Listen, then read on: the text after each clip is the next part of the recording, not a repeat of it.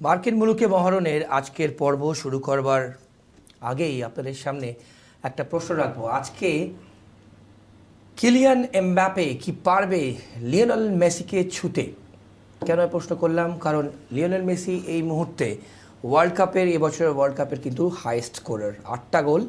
আর ঠিক তার পাশেই আছে, তার পেছনেই আছে কিলিয়ান এমবাপে, 7টা গোল।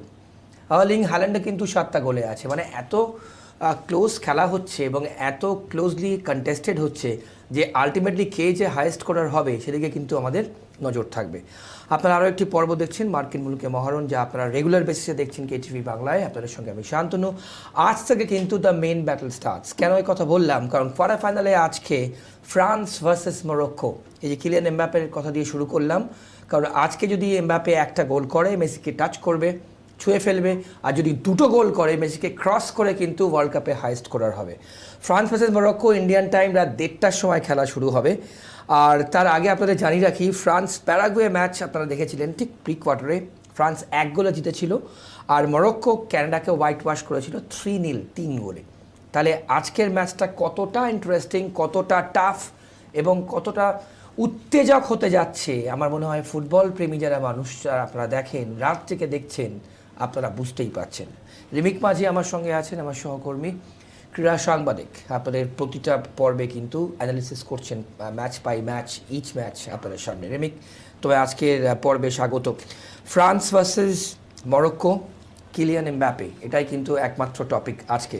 বলো শান্তনু, অবশ্যই ম্যাচের আমরা অ্যানালিসিসে আসবো যে কি হবে, কেননা আমরা দেখেছি এখনও পর্যন্ত এই ওয়ার্ল্ড কাপে ফ্রান্স আনবিটেন, ইভেন মরক্কোও আনবিটেন। তারা ফ্রান্স প্রত্যেকটা ম্যাচ জিতেছে, শেষ 5টা ম্যাচ। তুমি যদি গ্রুপ পর্বের 3টে, রাউন্ড অফ 32 এবং রাউন্ড অফ 16, 5টা ম্যাচই ফ্রান্স জিতে কিন্তু ফ্রান্স পৌঁছেছে কোয়ার্টারে। সেখানে প্রথম ম্যাচ ব্রাজিলের সঙ্গে মরক্কো ড্র করেছিল, আমরা সবাই জানি 1-1 গোলে। তারপরে কিন্তু মরক্কো আর কোনো ম্যাচ হারেনি এবং শেষ ম্যাচে তারা কিন্তু, তোমায় মাথায় রাখতে হবে, রাউন্ড অফ 32-তে তারা কিন্তু নেদারল্যান্ডসের মতো দলকে কিন্তু তারা হারিয়েছিল এবং তার আগে হাইতিকে হারিয়েছিল। ফলে এই মরক্কো দল কানাডাকে তারা রাউন্ড অফ 16-এ হারিয়েছে এবং রাউন্ড অফ 32-তে তারা নেদারল্যান্ডসকে হারিয়েছে।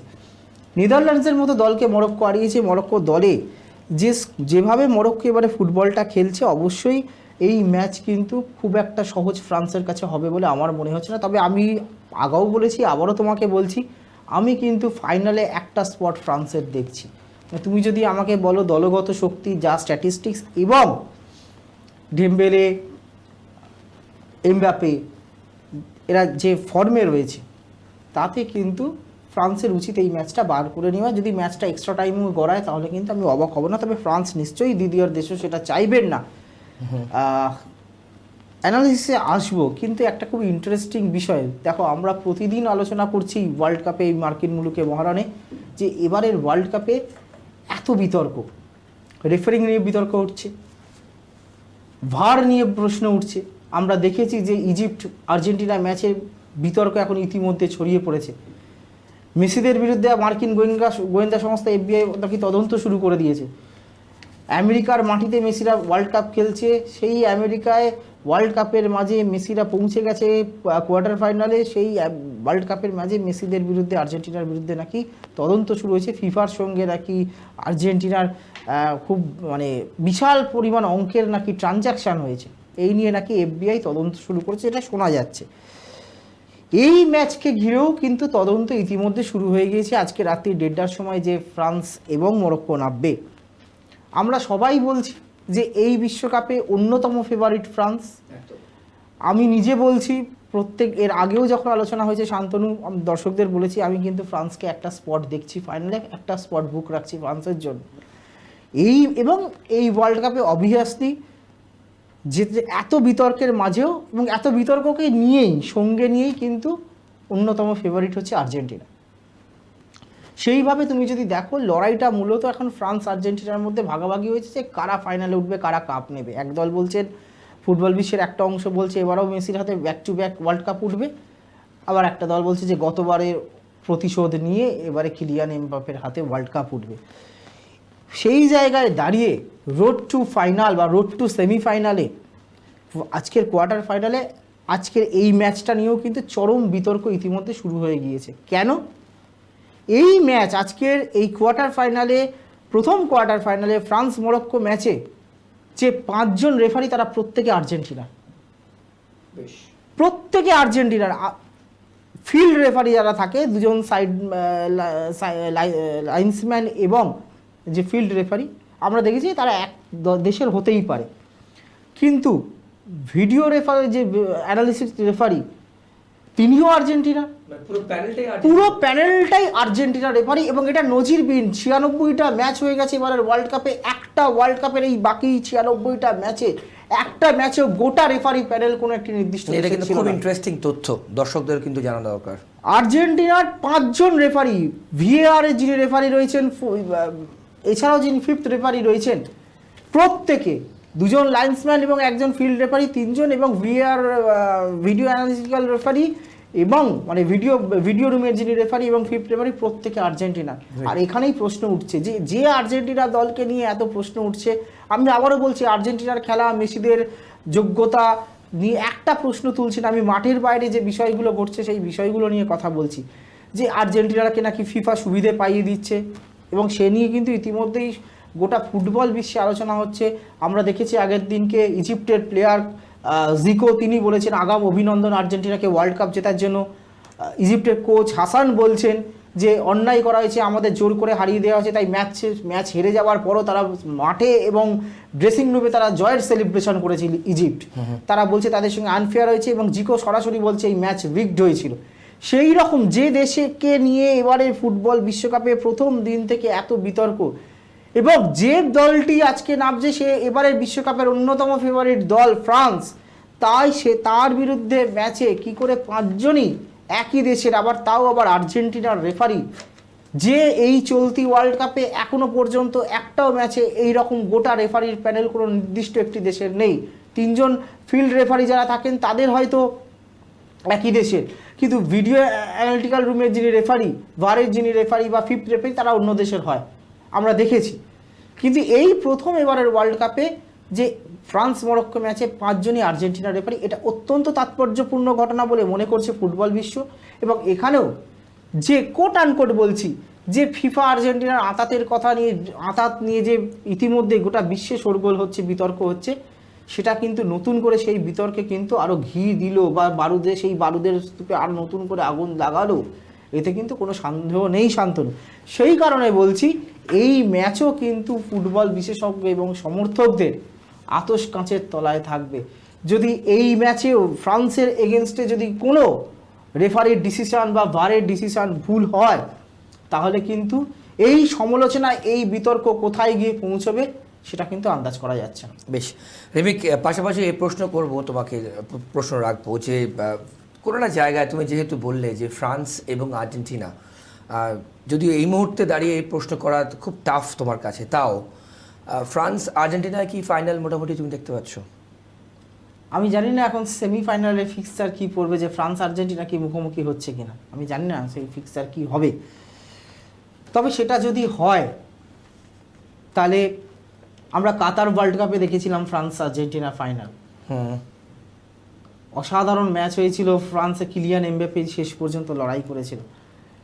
এবারেও কিন্তু যদি সেই ম্যাচ হয়, তাহলে কিন্তু এই ফাইনাল একটা অন্য মাত্রা পাবে। কেন বলছি, মেসি যেমন চাইবে এই বিরল রেকর্ডটা গড়ার, ব্যাক টু ব্যাক 2টো ওয়ার্ল্ড কাপ জিতে একদম, দেখো মেসির তো আর কিছু পাওয়ার নেই, ফুটবল ঈশ্বর মেসিকে সব কিছু দিয়েছে, কোনো তার বাড়ির ট্রফির ক্যাবিনেটে এমন কোনো ট্রফি নেই যে ট্রফিটা তিনি পাননি। ওয়ার্ল্ড কাপ সেটাও পূরণ হয়ে গেছে। আমরা দেখেছিলাম কাতার বিশ্বকাপের আগে তিনি 18 বিশ্বকাপের পর অবসর নিয়েছিলেন, অবসর ভেঙে ফিরে কাতার বিশ্বকাপ দেশকে চ্যাম্পিয়ন করেছেন এবং এই বিশ্বকাপে অন্যতম ফেভারিট। সেই জায়গায় দাঁড়িয়ে এবং আর্জেন্টিনা দলের যে শক্তি, এবং কি হবে আমি জানি না আদৌ আর্জেন্টিনা ফাইনালে উঠবে কিনা বা ফ্রান্সও ফাইনালে উঠবে কিনা, কেননা মরক্কো যে ফুটবল খেলছে, নরওয়ে যে ফুটবল খেলছে, এনিথিং ক্যান হ্যাপেন, যে কোনো কিছু ঘটতে পারে। আজকে যদি মরক্কো জেতে, শান্তনু আমি অঘটন দেখবো না। এই ওয়ার্ল্ড কাপে মরক্কো কিন্তু আনবিটেন, একটা ম্যাচ খালি তারা ড্র করেছে, বাকি লাস্ট 4টে ম্যাচ জিতেছে। প্রথম ম্যাচ ওপেনিং ম্যাচ তারা ব্রাজিলের সঙ্গে ড্র করেছিল, ফ্রান্স প্রত্যেকটা ম্যাচ জিতেছে। যদি ফাইনাল ফ্রান্স আর্জেন্টিনার হয় শান্তনু, রুদ্ধশ্বাস খেলা হবে, রুদ্ধশ্বাস হবে। এবং আজকে আমি বলে যাচ্ছি, আজকে 9 জুলাই আমি এগিয়ে রাখবো ফ্রান্সকে। কেন না এগিয়ে রাখবো? এই জেদটা কিন্তু এমবাপ্পেদের মধ্যে মারাত্মক থাকবে যে গত ওয়ার্ল্ড কাপের ফাইনালের বদলা আমাকে নিতে হবে, বেশ এই প্রেশার থাকবে।